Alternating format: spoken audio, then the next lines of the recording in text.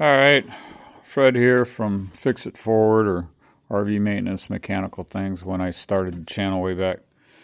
I'm going to be putting a water pump in. Well, at least I think I'm going to put a water pump in this F350. And I watched Auto Mechanic on YouTube, and he did it in 17 minutes. I'm giving myself a little more time than that. But the truck sat for a week, came home, saw a puddle on the floor, and was wondering what from. And it looked like antifreeze on the crankshaft pulley. So it generally means your water pump's leaking out of the weep hole. He mentioned that you can take a mirror and then, see down behind that pulley, whatever. Anyway, I tried that, and I don't see anything out of the weep hole. Well, I can't see the weep hole because of this pulley there. But you see how the pulley's got dampness on it, and the crank grooves are rusty, and then the hole right there, hopefully you can see all this, has got looks like moisture around it, but I don't have a puddle on the ground. And then I notice the idler pulley is losing the coating. And if you haven't seen one of my other videos and wondering what this is, when I hit 30 pounds of boost, it blew off the bottom boot here, and for the cold air side. So we replaced the boot, and then we made this retainer for it too, and haven't had a problem since. I had a 7.3 did the same thing, get 30 pounds of boost pulling a hill with a load, and it'd blow the lower boot off. So I wish I would have came up with this idea prior, because going on the side of the road on a hill, putting a boot back on at midnight in the dark isn't a lot of fun. So anyway, this motor's been bulletproofed, and I think it's got an aftermarket turbo on it. That's before I got it. And my water would always go down a little bit. I have since had to replace the reservoir. Of course, this truck is 07, so 13 years old. It's had miscellaneous parts replaced. Anyway, when you watch, it's got aftermarket aluminum radiator on it. It's got a oil bypass filtration system on it. A lot of nice things that way. And it's tuned for shifts, not for power. With 4 bolts per cylinder on the head bolts, it ends up being an issue, I think, pumping it up too much. So a couple things I wanted to point out that I didn't see in the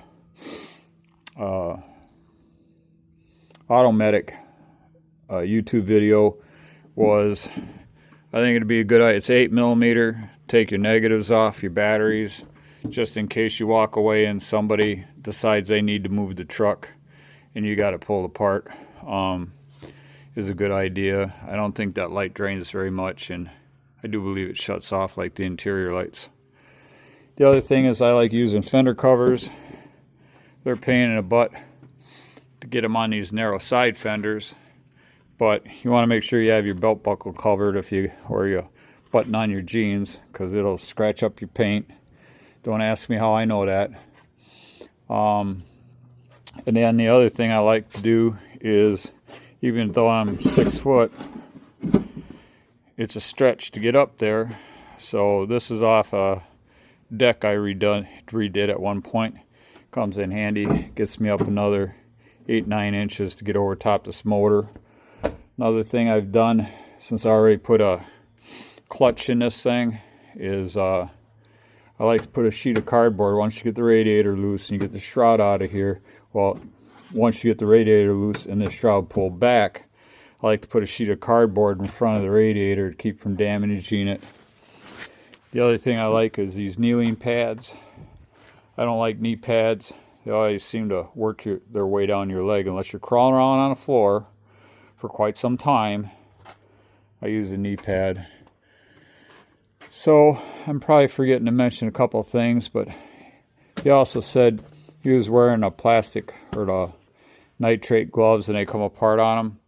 Well, decades ago, I used to wear gloves working as a mechanic. I was a mechanic in a service. I was a mechanic for a forklift company before I bought my own semi, and a mechanic on that. And people used to laugh at me for wearing gloves. Well, now mechanics wear gloves. And these, I think you can get them at Home Depot. I really like these. They got a nice snug fit, and they last like iron. Wearing surgical gloves or the nitrate gloves, if you have them around for any time, they seem like they just fall apart. So that's it for now. I'll talk to you again once I get this further down the road. I'm still using my phone. I got a camera ordered. I tried a camera like 8-10 years ago and didn't like the effect. I've got about 50 YouTubes up there. When I try to put up information that I don't see covering repairs, because I use Professor Google a lot to figure things out. Take care. If you find these videos helpful, that's the object. I've learned that if you like and subscribe, or either one, it helps other people find them. I use YouTube a lot to try to find solutions to issues I'm dealing with, and if I don't find them, then I try to remember to make a video to help other people out. So that would help the search engines, I guess. Thanks for looking. So I just wanted to point out this stupid connector here. It's got, I don't know even know if you can see it, but it's got this little tab. So I don't know how these fingers are supposed to fit in that slot and push that tiny thing down to unhook the fan clutch. But the way I did it was I used a small screwdriver back here to push it down. Then I used another screwdriver in between here and here to get it moving. The other issue I got that most don't is I have this bypass cooler on, which is going to interfere with taking the shroud off, so I'm going to take this hose off here and hope I have clearance. When you go to lift the fan and the shroud off, the inner shroud, I didn't see it mentioned, but you got a clamp hooked to the shroud, so it comes out easier if that gets disconnected. I had this truck, I put a fan clutch on this truck in 2020, and look at the mess I got going here. So I wanted to change that pulley, so I got to change this whole thing. That bolt didn't want to come loose. That one didn't want to come loose. That one didn't want to come loose. These four have been out before, and they didn't want to come loose. So the head stripped off these metric things. Now I've had to cut them off. I got to get that pulley off to get to the water pump. I don't have a set of torches. So I'm just giving you a heads up. Auto Medic Garage did his in 20 minutes. And I figured that's how come I never wanted to start this job. I figured it'd take me 2 days. And it's a mess. So plan ahead. This is kind of unexpected. So I ground this down. I've been trying to knock the bits off with a cold chisel so I don't damage this pulley and have to buy a pulley. But look at this. I got enough pressure off the head, off the flange, and it's turning out. But all these places, all these bolts, I haven't got this one yet, but I'm gonna have to buy new bolts because these, I don't know, they probably put like Loctite on them or something, and so the heads are getting knocked off pretty good.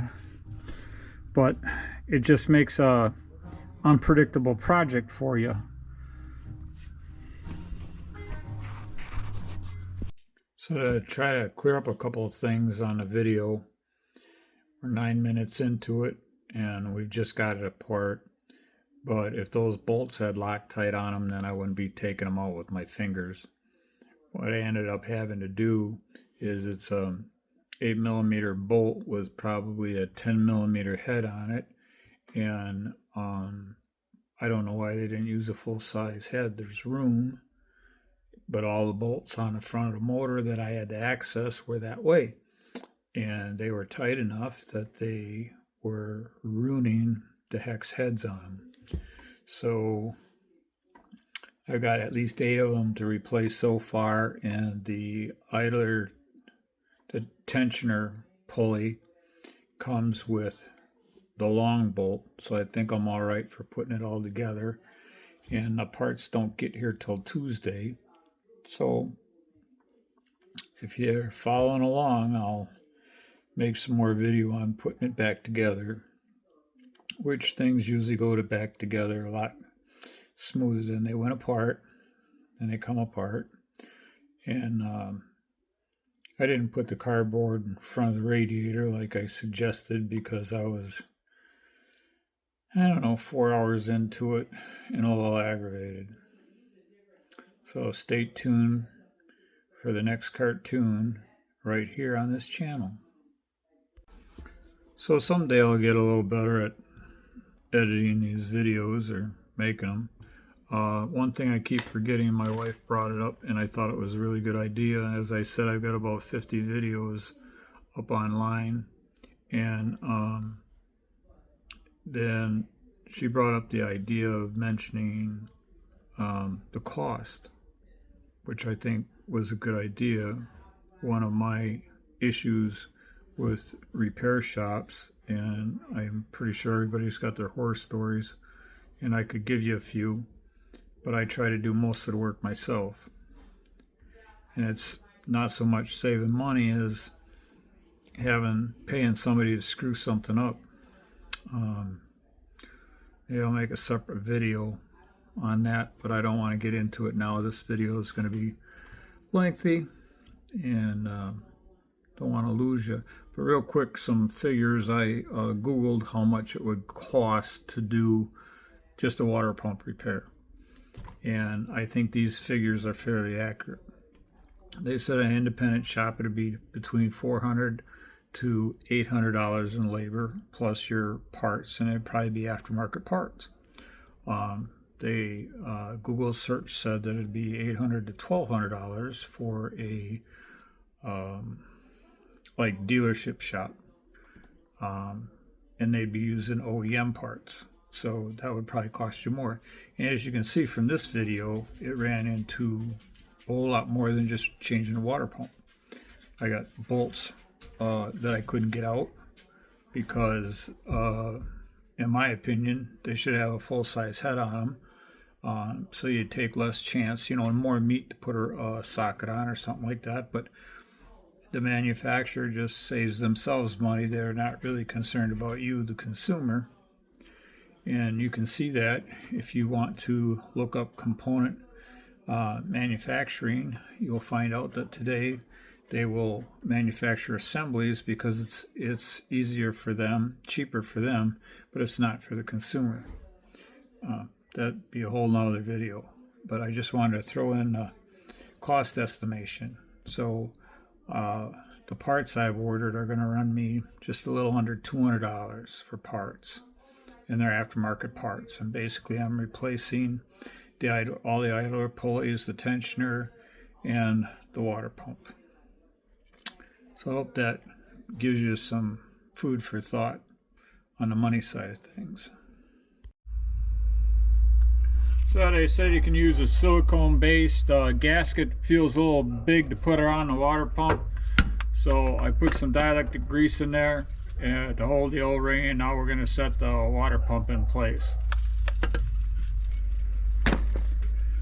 All the bolt heads stripped out on the water pump and a dampener to go over it, and so I went to the store and bought different bolts, so we hope this works out.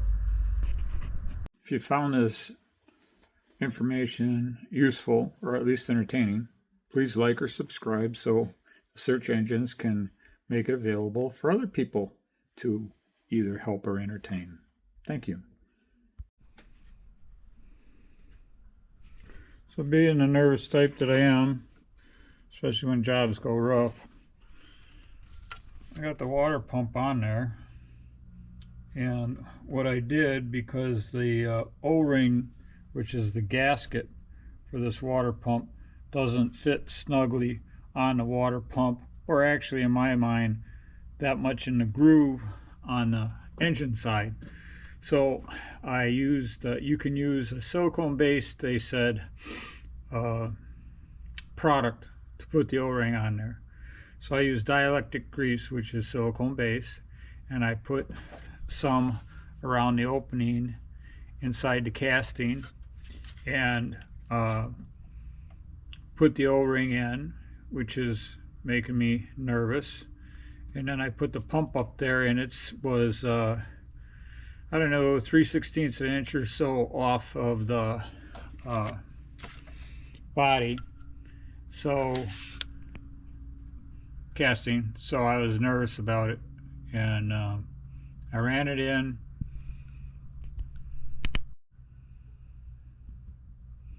Screen went away on me, so I'm still getting used to this camera. So anyway, I ran it in straight. I put the bolts in. Those are bolts that I had to come up with because they had this little 10mm heads on the ones that were in there. One caution that I found on Professor Google was that they might have been coated bolts because being put in aluminum. Steel and aluminum don't get along very well. And so I put blue thread lock on them. Hopefully that'll be enough, and hopefully I'll never have to pull it apart again. And to try to make sure I don't have any water leaks, what I did is the upper radiator hose is going to have to be out of the way for installing the fan shroud. But I took a funnel and then I put, I don't know, a little over a gallon of water in this thing, and it looks like I got about 3 gallons out of it. So I'm thinking that I should be pretty much up past the water pump right now. And I put the rag down there. It's going to sit overnight because my parts aren't here until tomorrow to finish putting this together. So we'll keep an eye on it. But so far it looks so good.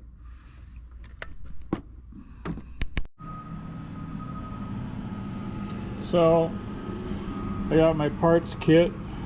This is off Amazon. It was like 130 bucks because I'm going to be replacing the belt tensioner, and this pulley I wasn't planning on replacing, but it comes in the kit. This is going to be a little bit of a problem because this is the main pulley I want to replace. I think the bearing's got a little bit of a wobble in it, and these are captured bolts. So I'm going to have to figure out how to uncapture the bolt. So, getting a better idea. This is the old kit, and when you pull back on the belt, it has a lock, a tension lock on it right here to make it easier to lock the pulley out. But the reason I'm replacing them is because of this pitting. I don't like that. And then this one has got some wobble in it, but now I get to figure out how to take that apart. Since I figured out how to take that apart, and I sat all night with water in it. I don't have any water on my towel, so hopefully we're good. So that turned out to be much easier than I thought it would be. I was looking at this and it looked like it was staked onto the bolt, and no. So what I thought was playing the bearing was actually playing the bolt, because this bolt goes in there like that, and then this just spins on. So I thought I'd have to punch it out or something. So the play, I felt, was probably this flat washer loosening up. But like I say, it's pitted, and so we're going to put a new one on there just to be on the safe side, I think. So here's a tip for you that I thought wish I would have thought of before I started on this. So we got all the belt pulleys on there, water pump, the belt tensioner. This one does not have a lock, so this is going to be real fun getting the belt on to this with no lock. The other one's got a lock, so you can easily release it. Down there is the AC crank. Okay, now I got to figure out how to put the belt on.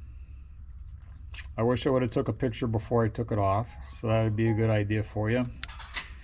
Maybe I can find it online somewhere, but this doesn't look like it's going to help me too much.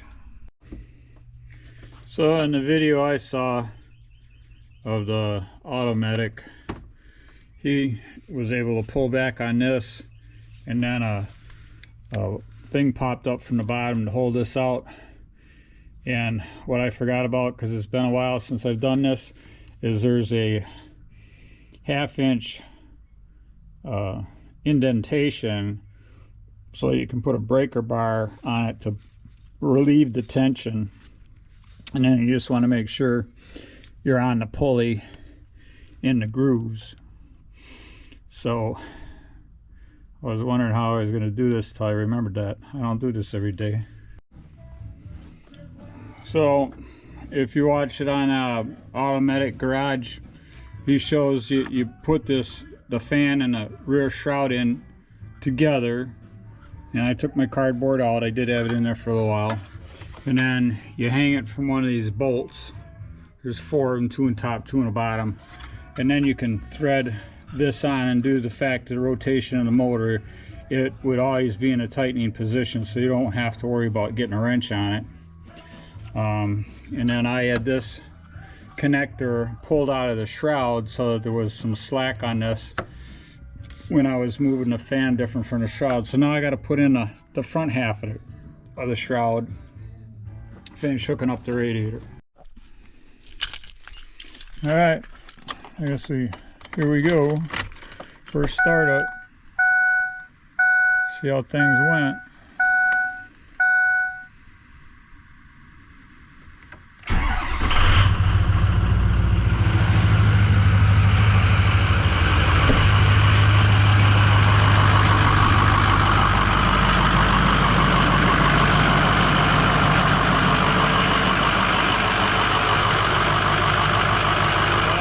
See any parts flying off, so far so good.